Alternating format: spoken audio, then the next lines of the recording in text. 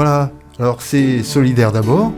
Ce soir avec deux invités qui vont nous parler de la Nouvelle-Calédonie et de ce qui s'y passe. Plus largement peut-être aussi un petit peu de l'État français avec son aspect colonial ou néocolonial comme on voudra. Et donc place aux experts, à la fois Richard et Raphaël qui vont venir nous expliquer un petit peu cette situation dont personne ne parle. C'est quand même assez curieux, hein. Même là, on est pratiquement à la date anniversaire et personne n'en parle. Alors Richard, pourquoi on n'en parle pas ? Pourquoi on n'en parle pas ? Je dirais qu'on en parle un peu quand même, puisqu'il y a eu donc des négociations ces dernières semaines donc, entre les loyalistes et les indépendantistes donc, à Nouméa, donc, sous l'égide du ministre Valls, donc, ministre de la coopération des Outre-mer. Mais effectivement, la Nouvelle-Calédonie, c'est très ancien. Alors nous, on parle aussi de Kanaki, hein, parce que c'est un territoire qui est à l'origine peuplé essentiellement de Kanaks. Alors ça a été colonisé quand ? Alors donc la colonisation, elle remonte à 1853. Hein.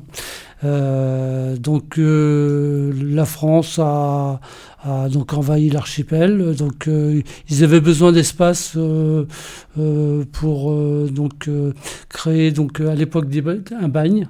Hein, Ouais. En 1864, ils décident de créer un bagne qui va servir très rapidement, hein, puisque suite à la Commune de Paris, donc, il y a 4250 communards qui sont déportés, alors avec des statuts différents, pas tous bagnards, mais parfois ils sont libres, mais ils sont déportés donc en Nouvelle-Calédonie, Kanaki. 1853, c'est le Second Empire ? C'est ça ? C'est Napoléon, Oui, c'est Napoléon c'est III. Napoléon III. Et il était dans une optique très, très colonialiste, lui, en fait.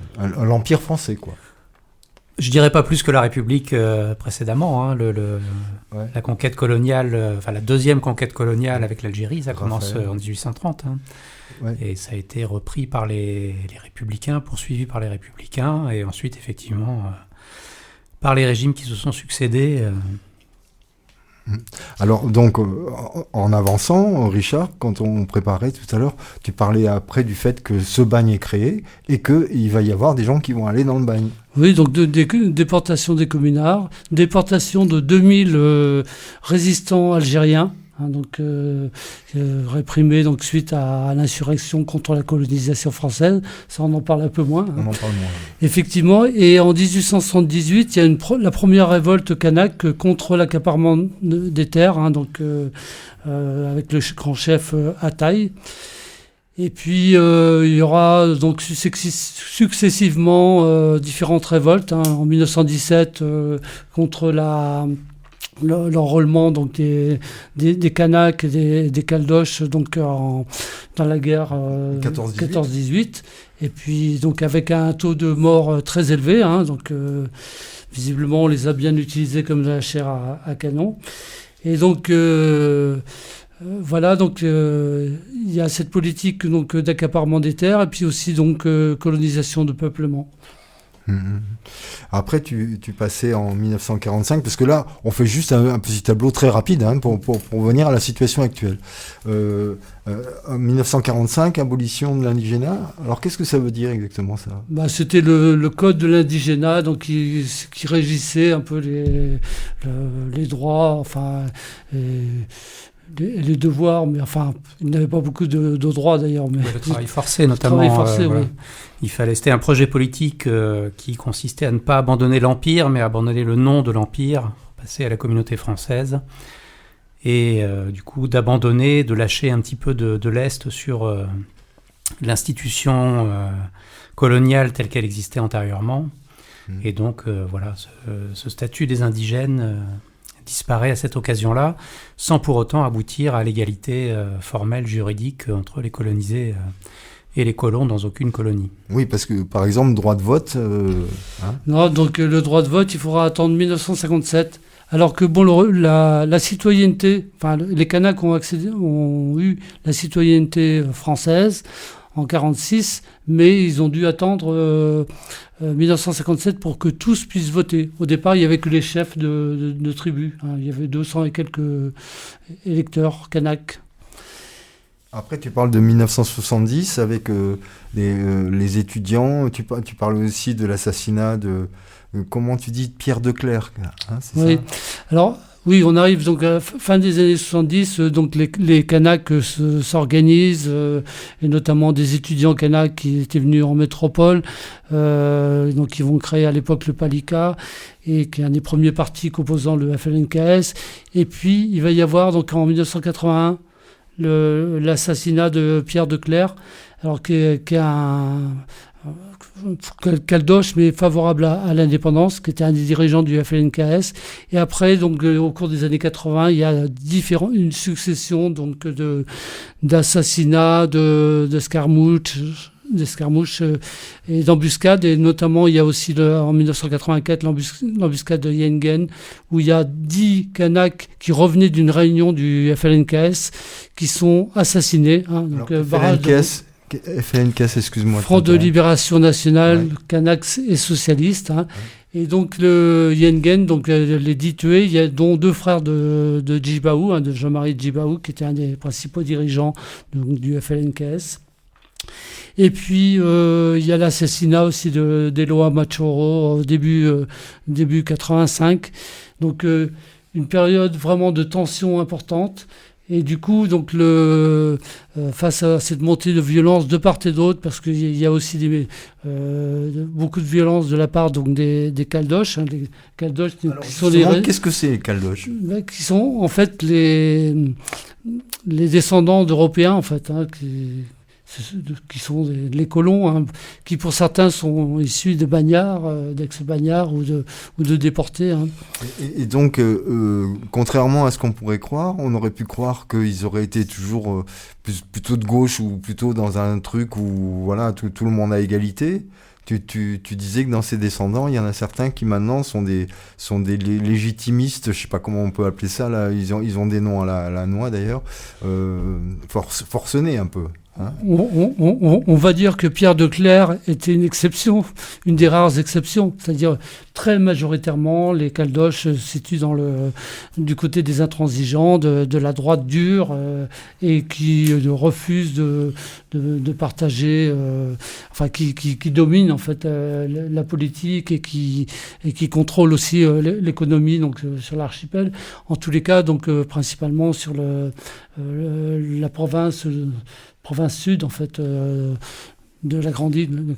Alors là, tu as dressé le tableau, excuse-moi Raphaël, tu as dressé le tableau un petit peu historique qui nous amène là, et justement, je voulais te demander, Raphaël, je voulais réagir à ce que disait Richard, pour dire que ce qui est intéressant de montrer en miroir à ça, c'est que le projet politique du FLNKS, lui en revanche, il n'est pas stricto sensu pour la défense exclusive des Kanaks, sur la Nouvelle-Calédonie kanaki, et c'est un projet politique qui intègre justement à la fois la présence d'autres communautés, les Mélanésiens de manière générale, et également la présence de ces descendants de colons qui n'y sont pour rien, qui se sont retrouvés là de par l'histoire, et que le projet politique qu'il porte, c'est un projet qui englobe toutes ces catégories de la population, donc ce n'est pas un projet excluant.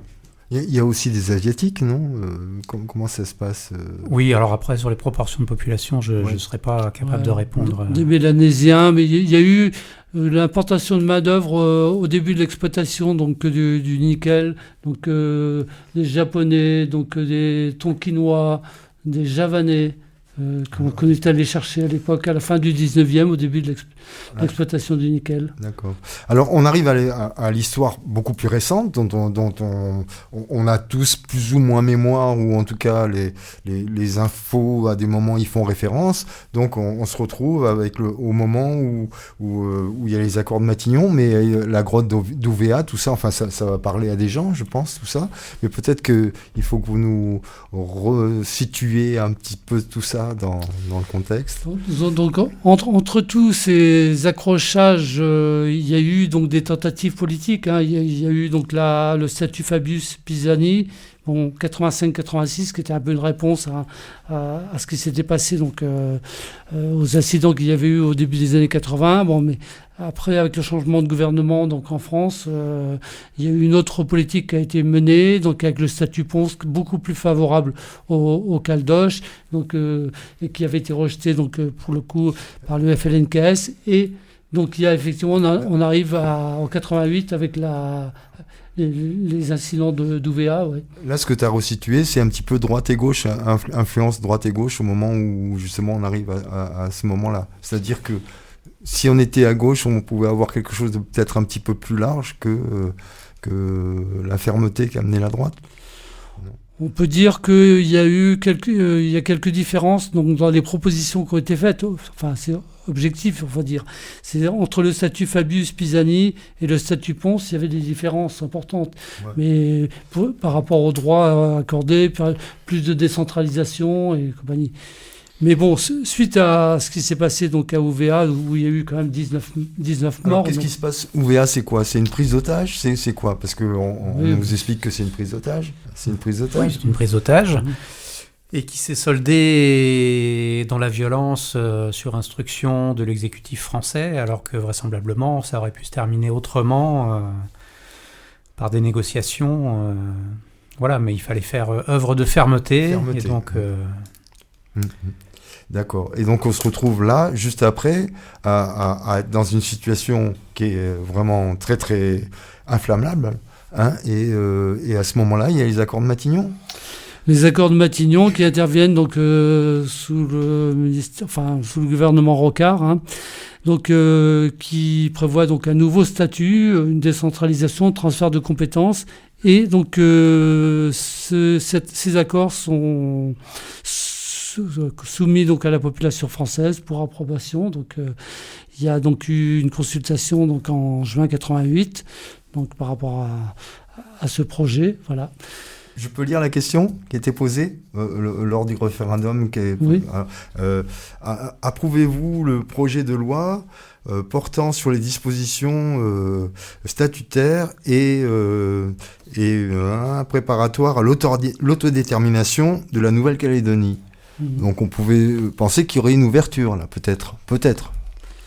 Oui, disons que bon, ces accords, ils avaient été acceptés donc à la fois par le représentant du rassemblement donc calédonien pour la République, et Jacques Lafleur, et puis Jean-Marie Djibaou pour le FLNKS. Bon, il a été soumis donc effectivement à un référendum. Alors pour la petite histoire, moi j'étais militant donc dans la solidarité avec les Kanaks depuis 84-85. Nous, notre position, c'était de ne pas participer. C'est-à-dire, on considérait qu'effectivement, ces accords étaient une avancée, mais que c'était aux Kanaks et aux résidents, donc Nouvelle-Calédonie Kanaki, de se positionner.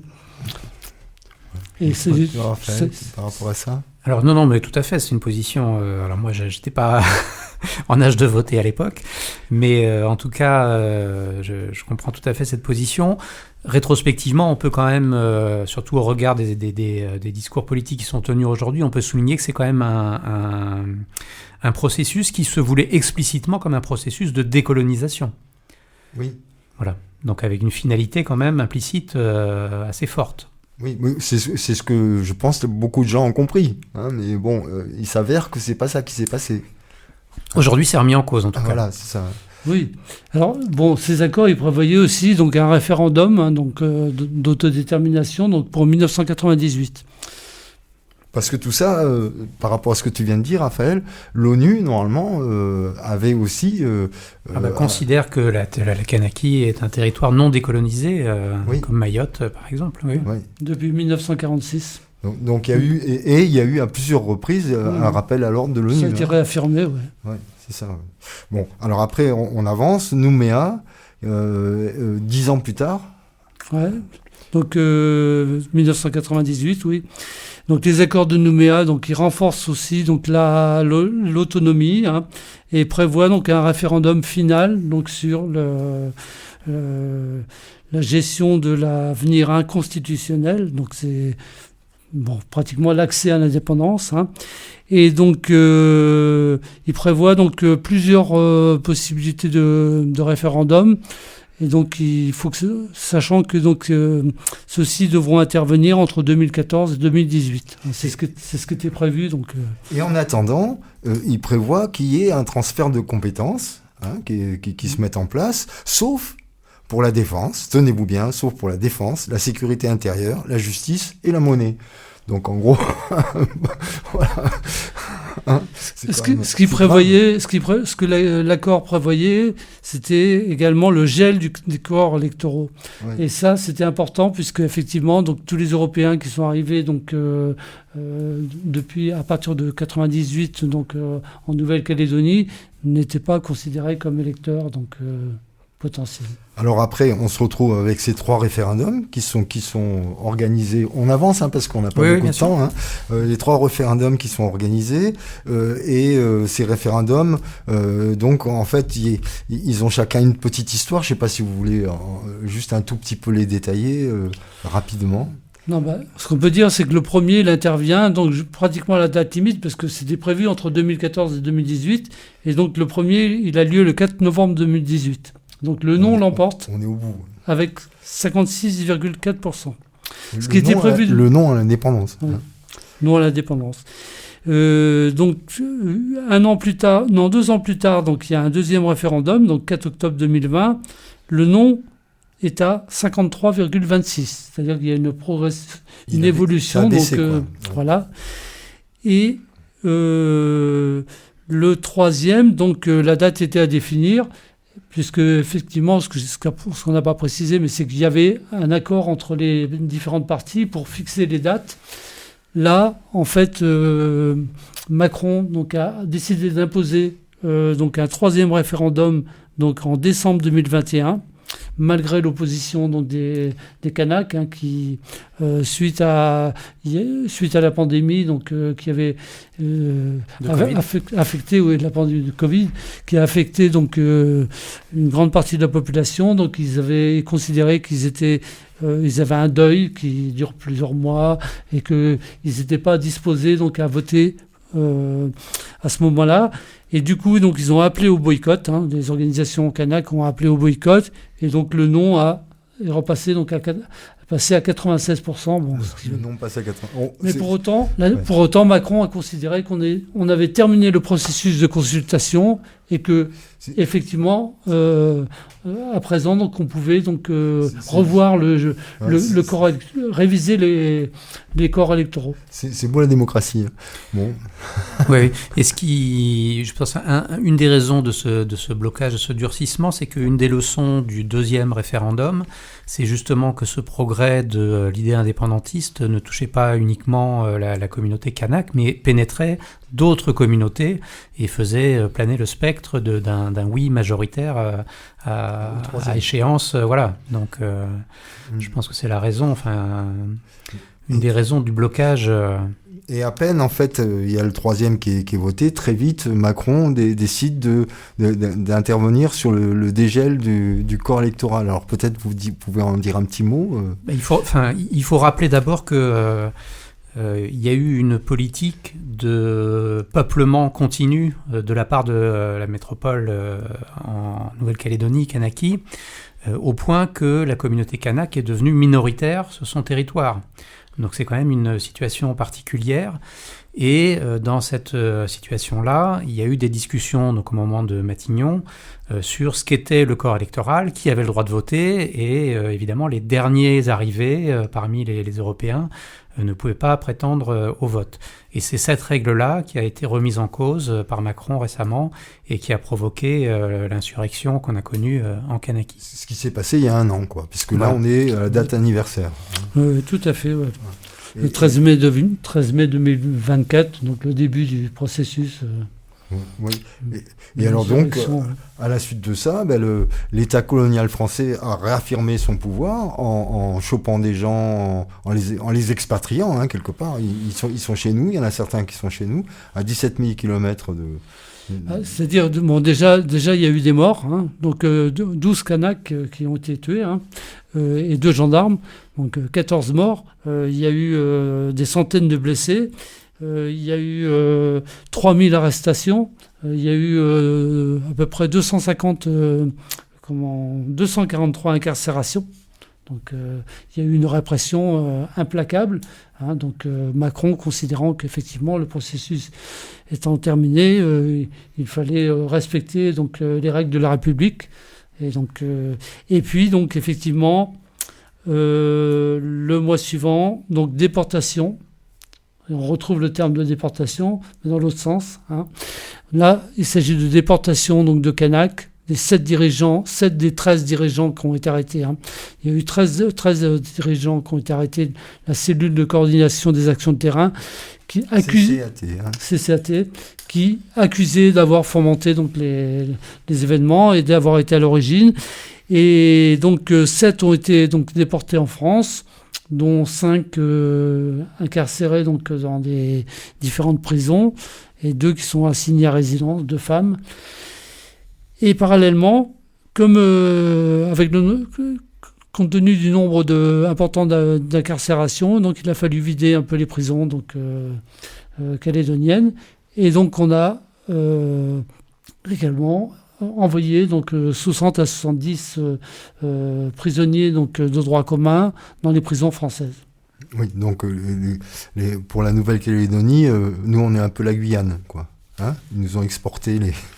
Il faut comprendre que ces gens-là ne voient pas leur famille et n'ont aucune possibilité de la voir et se retrouvent isolés complètement, privés de tout. Moi, ça me faisait penser aussi, je te disais, ça me rappelait tout ce qui s'est passé pour Toussaint l'ouverture. À un moment, bon, voilà, on expatrie les gens, comme ça, ils meurent loin de chez eux, et puis voilà, l'État a montré sa fermeté. Oui, et puis on a des dirigeants qui sont donc incarcérés, sans jugement. On a donc des prisonniers de droit commun qui ont été envoyés en France et qui, depuis, ont terminé leur peine. C'est-à-dire, il y a eu un cas où il lui restait plus que 5 mois, il n'a pas eu le choix, on l'a envoyé en France. Et donc aujourd'hui, il n'a pas les moyens de rentrer donc, dans son pays. D'autres ont terminé leur peine, mais ils sont assignés à résidence en France encore pour 2 ou 3 ans avant de pouvoir rentrer donc, en Kanaki. Alors, on avance parce qu'il nous reste plus beaucoup, il nous reste 3 minutes, un petit peu à peu près. Est-ce que tu peux rappeler ce que tu as expliqué tout à l'heure sur le fait que dans ces accords qui sont proposés par Valls là dernièrement, il y a 2 postures. Il y a une posture, on va dire Matignon, et une posture Élysée, c'est ça ? Oui, il y a eu des tensions et des différends donc entre la présidence de la République et donc le gouvernement Bayrou, et y compris aussi l'intérieur du gouvernement Bayrou. C'est-à-dire que, par exemple, le projet donc Valls prévoyait y compris l'ouverture des négociations sur le transfert de compétences régaliennes, et comme par hasard les ministres régaliens du gouvernement Bayrou, que sont Darmanin, Retailleau et Lecornu, sont montés au créneau pour s'opposer donc à cette et ont pesé, ont soutenu largement donc les Caldoches et la droite calédonienne donc pour refuser ce projet donc d'accord. Donc 2 postures au gouvernement, enfin une à l'Élysée, une résolument anti-indépendantiste et même anti-autonomie, et puis une autre qui était un retour à l'esprit des accords de Matignon, on pourrait dire. Une ouverture, quoi, mais qui a été... La porte est fermée. Aujourd'hui, oui. Voilà. Bon, alors, on n'a plus le temps, effectivement. Raphaël, est-ce que tu peux nous parler un petit peu du contexte géopolitique, peut-être, enfin, dans l'espace de la Nouvelle-Calédonie? Oui, il faut resituer ça dans l'ensemble des possessions que la France conserve encore dans l'océan Pacifique et dans l'océan Indien. On a parlé de Mayotte tout à l'heure, mais il y a aussi des différends avec d'autres pays, comme les îles Éparses avec Madagascar, par exemple. Et tous ces petits territoires, enfin plus ou moins petits, qui font que la France possède la 2e zone économique exclusive maritime mondiale, derrière les États-Unis. Donc intérêt économique, intérêt géostratégique, peut-être demain intérêt d'exploitation des fonds marins. et un intérêt qui est peut-être aujourd'hui encore plus fort du fait que la France perd en influence dans son précaré africain et a l'impression qu'elle est menacée davantage aujourd'hui sur ces territoires non décolonisés. Et par exemple, elle attribue à des influences étrangères le fait qu'il y ait un regain des idées indépendantistes et souverainistes en Kanaki. Bon, ce qui n'est pas nouveau, ça a toujours été un discours colonial d'imputer à l'étranger, à la main de l'étranger, la volonté d'indépendance décolonisée. Mais je pense que ces éléments-là expliquent pourquoi il y a ce blocage et ce verrou aujourd'hui qu'essaye de maintenir l'Élysée. Et bon, là, si on n'était pas là, nous, ils auraient simplement des accords avec des pays à côté, peut-être. Mais la géographie, effectivement, voudrait que les accords de coopération soient des accords régionaux. Après, dans le projet politique du FLN-CANES et puis d'autres mouvements, il y a différents degrés d'indépendance qui sont proposés, on va dire, et la question d'une indépendance association avec la France n'est pas rejetée par tout le monde. Donc il y a tout un panel de possibilités qui pourraient être mises sur la table et discutées. On n'est pas sur deux blocs complètement opposés sur des positions irréconciliables, mais en revanche, on entend aujourd'hui du côté français que les voix les plus extrémistes sur le sujet. D'accord. Juste un tout dernier petit mot, Richard, tu disais leur but au Kanak, c'est une souveraineté pleine et entière. C'est ce qu'ils réaffirment, oui, effectivement, les indépendantistes, oui.